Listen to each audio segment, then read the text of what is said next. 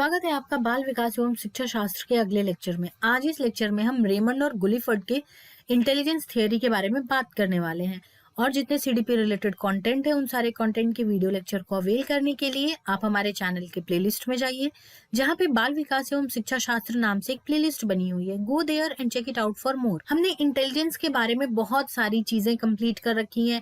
पहले हमने इंटेलिजेंस देखा, फिर नॉर्मल प्रोबेबिलिटी कर्व देखा, फिर वैरायटी ऑफ थियरीज देखी, ट्राइआर्किक थियरी देखी और भी सारी थियरीज देखी, मोर थियरीज ऑफ इंटेलिजेंस। ये भी चेक किया कि उसमें कैसे बिनेट ने दिया, फिर स्पीयरमैन ने दिया, थॉर्नडाइक ने बताया कुछ कुछ इंटेलिजेंस के बारे में, राइट। तो इन सारे वीडियो लेक्चर्स को भी आप अवेल कर सकते हैं, इसी प्लेलिस्ट में जाइए देखिए। और ये लेक्चर होने वाला है इंटेलिजेंस के ऊपर लास्ट। यहाँ के बाद हमारा इंटेलिजेंस का टॉपिक खत्म होता है। अब हम शुरू करते हैं रेमंड कैटल के बारे में।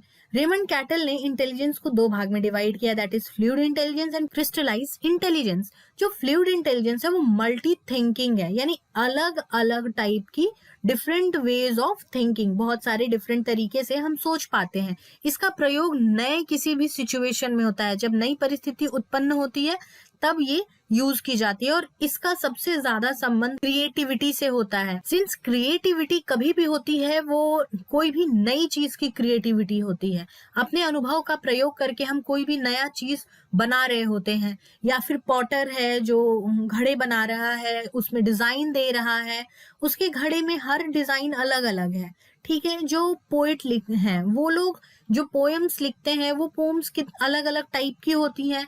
जो गजल राइटर्स हैं या फिर जो छोटे छोटे नज्म लिखते हैं, तो वो सारे जो राइटर्स हैं बेसिकली वो लोग अपने क्रिएटिविटी का हाई लेवल यूज कर रहे होते हैं। तो जब वो लोग यूज कर रहे होते हैं तब वो यूज करते हैं अपना फ्लूइड इंटेलिजेंस। सिंस क्रिएटिविटी है और नई सिचुएशन में यूज किया जा रहा है, तो इसकी वजह से हमें मिलती है डाइवर्जेंट थिंकिंग। तो डाइवर्जेंट थिंकिंग से सवाल आया हुआ है, ध्यान रखिएगा इसको।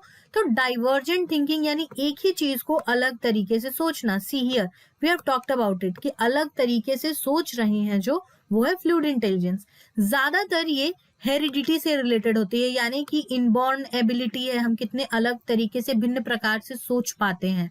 जो फ्लूइड इंटेलिजेंस है वो इनबॉर्न कैपेसिटी है, और ये एक्सीडेंट से अगर कोई भी दुर्घटना होती है और आपके माथे पे और दिमाग में चोट लगती है तो इसको अफेक्ट होता है और ये टाइम के साथ घटते घटते घटते चली जाती है। ये कुछ इस प्रकार की इंटेलिजेंस है। Now moving to crystallize intelligence, ये सिंगल काइंड ऑफ थिंकिंग है और नए सिचुएशन में इसका ना के बराबर यूज होता है। पहले भी सिचुएशन देख रखी है, उसके अनुसार जो हम काम कर रहे हैं वो है क्रिस्टलाइज इंटेलिजेंस, ठीक है। एक्सीडेंट हुआ था, हमें पता था पहले से कि एक्सीडेंट होता है, तो अगर चोट लग गई है और अगर सिर में चोट लगी है या नाक में चोट लगी है, नाक से खून बाहर आ रहा है, तो हमें क्या करना है, सिर को ऊपर कर लेना है। तो ये सारी चीजें पहले देख रखी है, उसी का अगर नेक्स्ट टाइम किसी का सामने में एक्सीडेंट हुआ है तो उसका यूज कर रहे हैं। तो ये सारी चीजें कैसी हैं कि पहले परिस्थिति वो बीत चुकी है, उसी का प्रयोग हम कर रहे हैं अलग सिचुएशन में। ये आदत के आधार पे होती है और बहुत ही स्थायी परमानेंट होती है। जैसे हमने देख लिया है वैसे हम कर रहे हैं, आदत में शुमार है ये चीज और हम काम किए जा रहे हैं। ये एक काइंड ऑफ कन्वर्जेंट थिंकिंग। यहाँ पे देखिए अलग तरीके से तो हम सोच नहीं रहे हैं, वो सिचुएशन नहीं है लेकिन सोच वही रहे हैं, सिंगल टाइप ऑफ थिंकिंग है। तो जाहिर सी बात है कि ये कन्वर्ज हो रही है, कहीं पे जाकर के एक ही पॉइंट को सारी की सारी चीजें मीट कर रही हैं। तो ये कन्वर्जेंट टाइप ऑफ थिंकिंग है। ये इन्वायरमेंट से और सोसाइटी कल्चर से बहुत ज्यादा इफेक्ट होती हैं जब भी इनका डेवलपमेंट होता है। ये तीन फैक्टर जो होते हैं, इन्वायरमेंट, सोसाइटी एंड कल्चर, ये बहुत ज्यादा की रोल प्ले करते हैं, इसको अफेक्ट करते हैं। साथ में इसमें जो थिंकिंग है हमारी वो टाइम के साथ बढ़ते चली जाती है और ये एक्सीडेंट से इफेक्ट नहीं होती है, राइट। देखिए अब जैसे कि आप ये समझ लीजिए कि ट्रिक्स है, मैथमेटिक्स या साइंस के किसी ने याद करने के लिए कुछ चीज बनाई हुई है, तो ऐसा थोड़ी होगा कि वो समय के साथ भूल जाएगा। वो चीजें अगर बार बार रिपीट कर रहे हैं तो वो याद रहेंगी, समय के साथ बढ़ती जाएंगी। ट्रिक्स और टेक्निक्स बनाने का तरीका बढ़ते चला जाएगा, घटेगा तो बिल्कुल भी नहीं। तो इसका प्रभाव भी पड़ता है और ये प्रभाव भी छोड़ती है और ये एकल थिंकिंग है, आदत में शुमार होती है और स्थायी रूप से रहती है।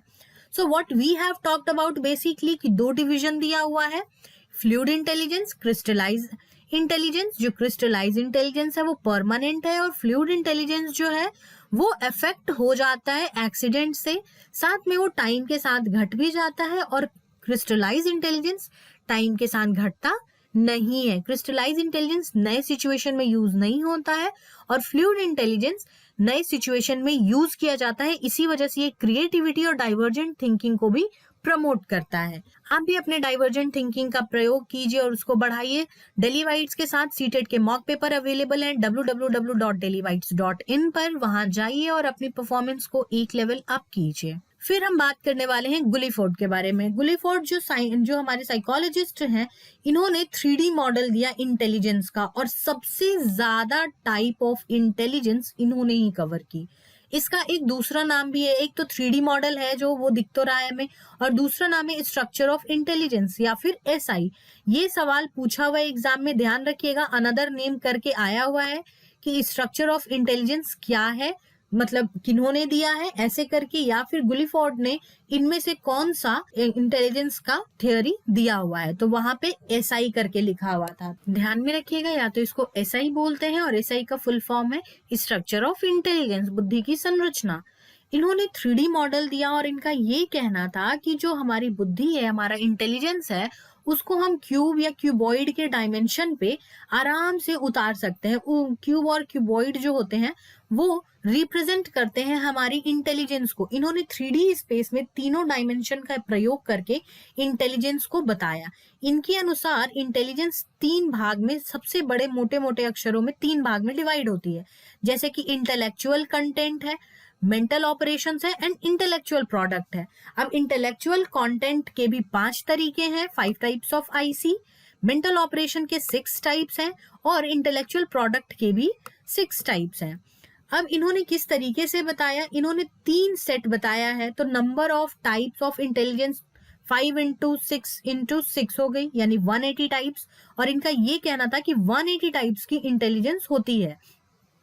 तो ये देखो, सबसे ज्यादा अभी तक इंटेलिजेंस इन्होंने ही कवर किया है। बाकी सबने 1 यूनिफैक्टर, बाई फैक्टर, ट्राईआर्किक थियरी दी थी, और 2 भाग में डिवाइड किया था अभी रेमंड ने। इन्होंने 180 टाइप ऑफ इंटेलिजेंस बताया। अब ये कैलकुलेशन जो है कि ये 180 कैसे आया, कैसे मल्टीप्लाई किया गया है, इसको इस डायग्राम के थ्रू समझ लेते हैं। देखो, कोई एक जगह है A, यहाँ से हमें जाना है C तक, लेकिन B ऐसा जगह है जहां से इसको पार करना होगा तभी हम C तक पहुंचेंगे। तो A से B तक पहुंचने के 2 रास्ते हैं, और B से C तक पहुंचने के 3 रास्ते हैं। तो अगर हम रास्तों का नाम रख दें तो देखो, एक तो या तो ये दोनों को प्रयोग करके जा सकते हैं, या तो ये दोनों को प्रयोग करके जा सकते हैं, या तो इनका और इनका प्रयोग हो सकता है, या तो इनका और इनका प्रयोग हो सकता है। तो इन सबको जब हमने देखना शुरू किया, तो हमें इसको जब हम करेंगे मल्टीप्लाई, तो हमें पता चलेगा कि ये कितने आ रहे हैं। ये रास्ते आएंगे 6। ठीक है, तो जैसे इसमें कितने रास्ते थे, पहले 2 था, बाद में 3 था, दोनों को मल्टीप्लाई कर दिया, 6 आ गया।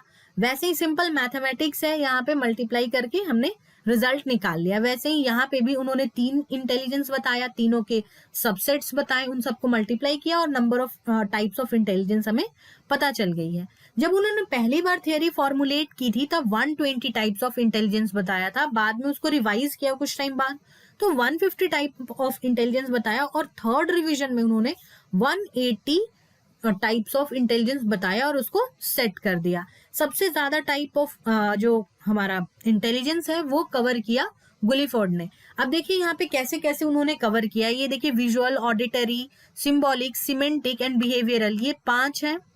ये 5 के लिए ये देखिए, ये क्यूब का ये हिस्सा इन्होंने रखा है। फिर प्रोडक्ट के लिए unit, classes, relation, system, transformation and implications, in 6 के लिए ये हिस्सा रखा है। ये देखिए, ये वाला हिस्सा रखा हुआ है। और लास्टली ऑपरेशंस के लिए ये कॉर्नर वाला, इधर नीचे वाला हिस्सा रखा हुआ है। ऑपरेशंस में क्या है, जैसे कि इवैल्यूएशन करना, कन्वर्जेंट प्रोडक्शन, डाइवर्जेंट प्रोडक्शन, फिर मेमोरी का रिटेंशन होना, मेमोरी रिकॉर्ड होना, और कॉग्निशन यानी संज्ञान, इन सब को इन्होंने इस पे उतारा है। तो आप देख सकते हो कैसे एक क्यूब बना हुआ है। तो दिस इज 3D मॉडल। ये 3D मॉडल है गुलिफोर्ड के जो इंटेलिजेंस का उन्होंने थियरी दिया था उसका। So this was wrap on this video. आप हमारे टेलीग्राम चैनल से जुड़ सकते हैं जिसका लिंक आपको डिस्क्रिप्शन बॉक्स में मिल जाएगा। जाएं वहां जुड़ें और नए वीडियोस के अपडेट को प्राप्त करें। और अब आप मुझसे इंस्टाग्राम के थ्रू भी जुड़ सकते हैं। Until then, stay tuned, stay connected to Daily Bites. God bless you all.